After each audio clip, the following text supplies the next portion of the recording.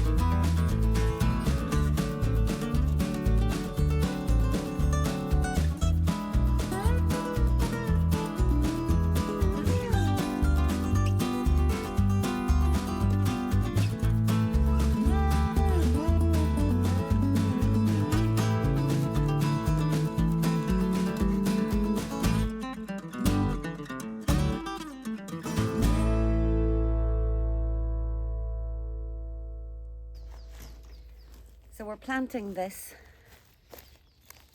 today. This plant is a leptospermum. I can't remember what the variety is, but it's also known as the manuka plant. It's in the myrtle family. And if you had bees, then you could have manuka honey. But the reason I'm planting this here is it's extremely tolerant to cold and heat. Tolerates temperatures from -5 centigrade to 43. So that should be grand here. And it flowers for an extremely long period of time. I'm also going to plant some bulbs. I spent 20 euros on bulbs, 308 bulbs.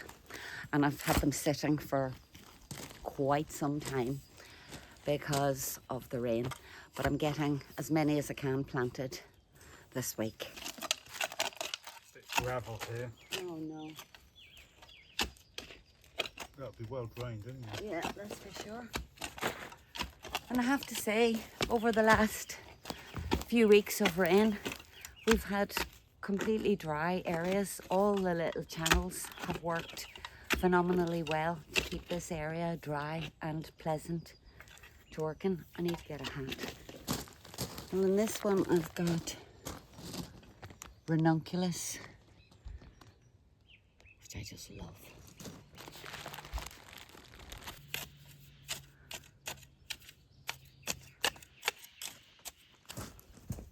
Yeah, what do you think? Yeah, that looks good. It's a bit low on the back side.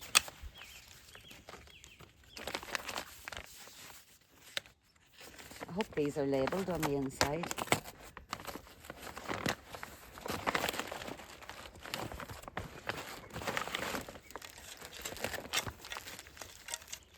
Gladys,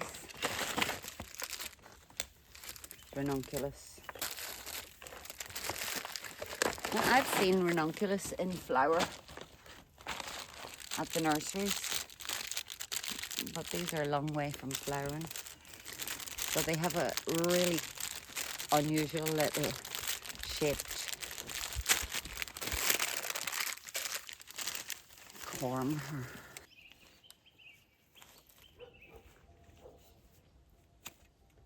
So they don't need to go very deep. So you can see both sides of me is covered in seedlings, and these are Nigella. They just self-seed everywhere, and I'm going to scoop up, batch and plant them next to the leptospermum, because they're kind of everywhere, and I'll probably be wanting. I'm taking up a lot of the soil because these have long tap roots, and if you try and take them out, they're likely to be damaged.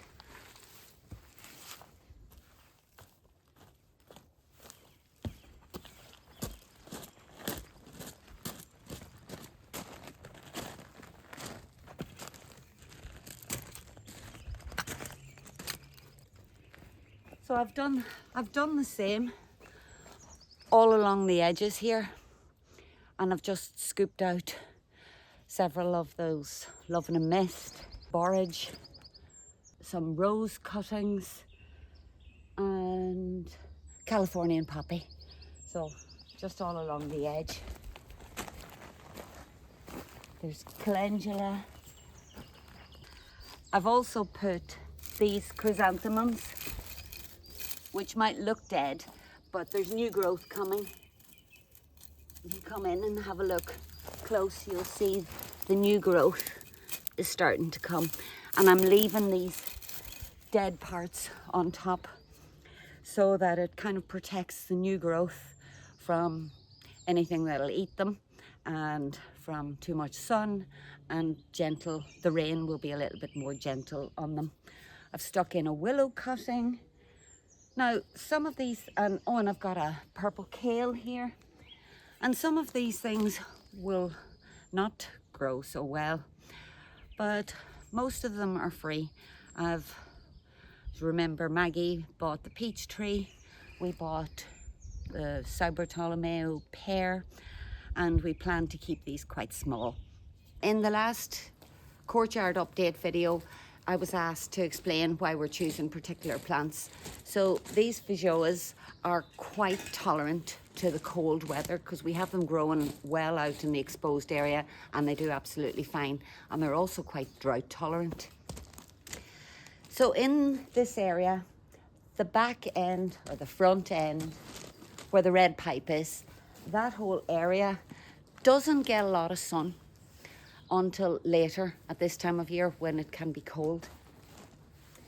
So we're placing them kind of halfway, which is, none of these things are the same as the original plan, because now that we're sitting here all the time, we can see exactly where the sun moves. So it's not a good idea to stick to our original planting zone. So anything that requires a lot of heat will be up at the top end. And we're probably still going to plant those citrus plants, the grapefruit here. Like I had said, I don't know how long ago I said that, because that gets the morning sun and continues on till the afternoon sun. We've also got the lemon next to it. It's got a bit of warmth from the wall and a little bit of shelter. They're an absolutely gorgeous flower. The flower is also edible and tastes like the fruit.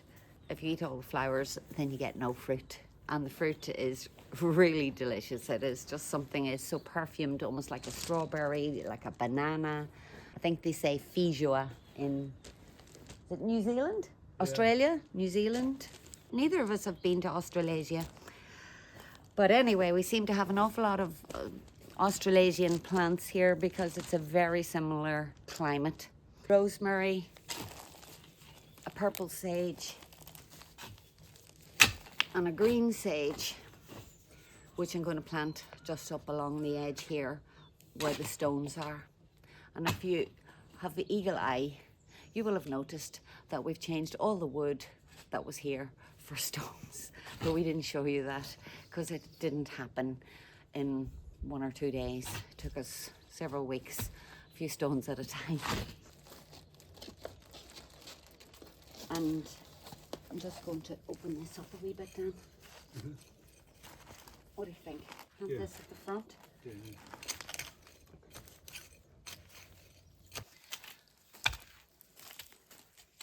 See, they've got some sprouts. These like the sun. Oh, now I'm going to plant this one. It's got gorgeous colours. We'll see how that goes, if any of them survive. Let's be positive. They're all going to grow. I want to see. Oh gosh, these are much tinier. They're not so generous with this variety. You can almost not find them. But they're also sprouting. So, like I say, I've had them for weeks. But the weather hasn't been suitable. Is that good? 6 weeks of rain has done incredible damage to my euphorbias. Constant humidity has just rotted out without sunshine. So I'm gonna trim everything. Some of it has dried a little bit now. And I have nurtured these for 5 years almost.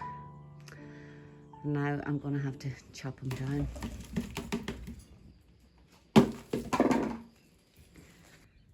The euphorbias now have been chopped and pruned. They look less miserable, but I'm hoping that the sun will crisp up and dry out these bits. At least they're not flopping over and they're starting to harden off. A little bit of sun might rescue them.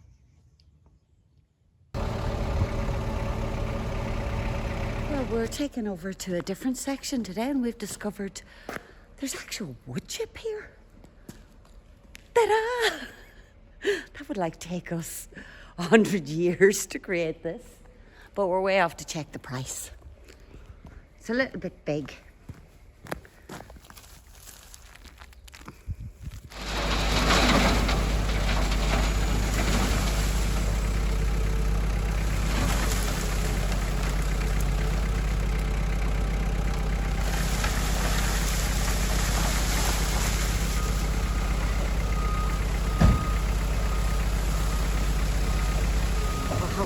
That is a beast of a bucket.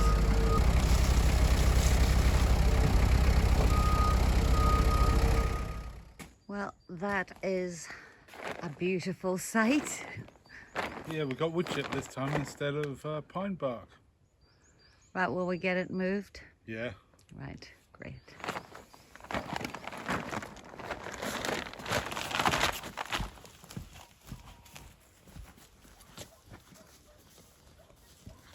It's not so long ago since I showed you the asparagus bed that had all the old greenery left for the winter time to create habitat for the insects and the little animals.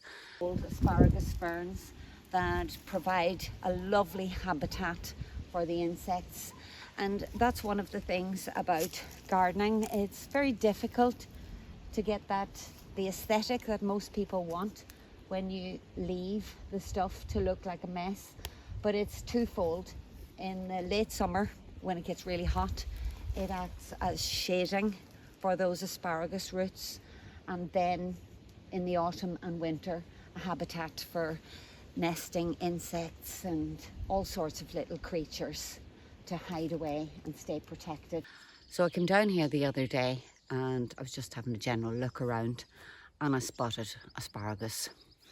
So we've cleared up this entire area and the asparagus is growing, and we're going to put some of this wood chip that you saw us move, and we're going to lay that over the top of it to help.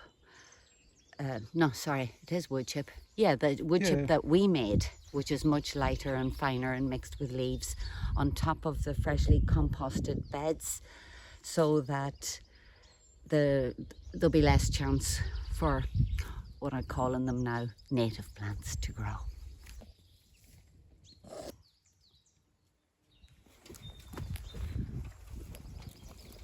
To be honest, they're not very easy to see now when you've covered them, Dan.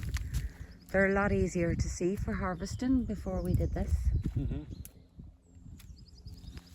And we're going to put some of that new wood chip here as well in the paths. Yeah. Actually, we're supposed to, the plan is that we use the enshada and pull back all this old path, which is pretty much compost at the moment, and put that on the bean bed, which is just here, and then fill the hole with that wood chip that we've got in the truck.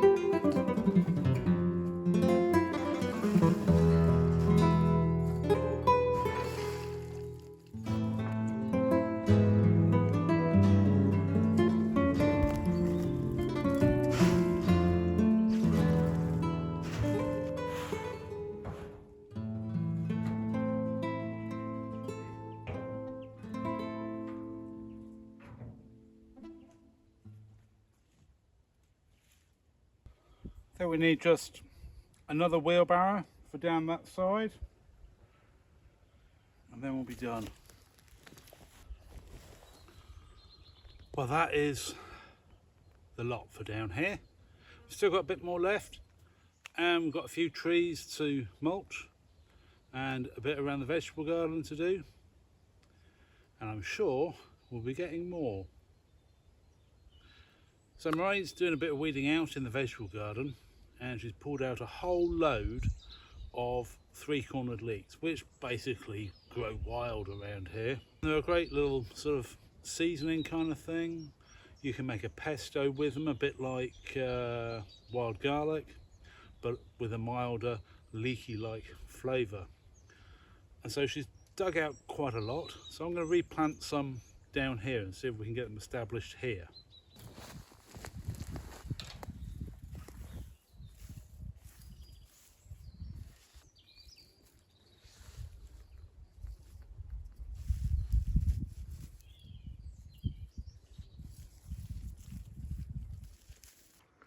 So you may have noticed that Dan's got a big scrab across his nose.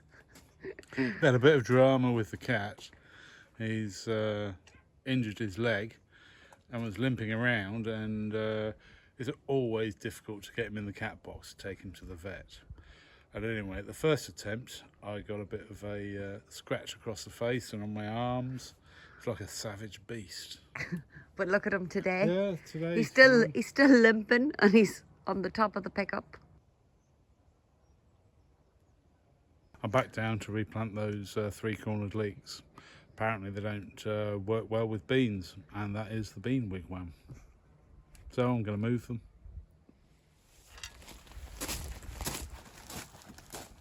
I've just been refreshing the little slopey terraces and just checking that we've got some growth on the lemon verbena. Too many Californian poppies. Checking on my cabbages, and got some lettuces that are nearly finished, and a few, step over here, a few scraggly second coming broccolis which are ready to eat, one celery, and some new lettuces. Haven't tackled this section yet, but it's all becoming a lot more organized this year.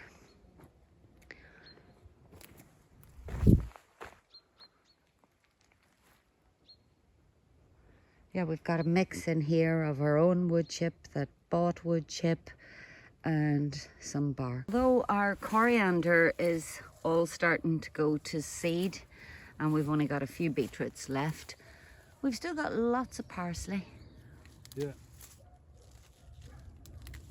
So that's for the Gigantes Palaki. Gigantes Palaki. Yeah, we showed you that when we lived in the rental. Yeah. And the leeks are, the perennial leeks are doing great. And in between the perennial leeks, there are some native plants and more coriander.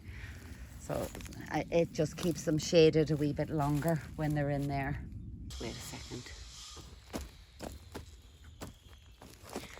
Well, the wood chip actually cost us €35 for the pickup load, which was fantastic. Although I think he gave it to us at a special discount. Anyway, we also planted a couple of little olive trees and used the dregs of this to cover those. So the little olive trees, I'll just show you. This one is called Massanelia. Cobran Sosa. Tiny little things. We also stuck in another peach.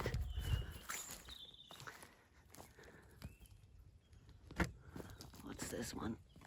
Preto Carnudo.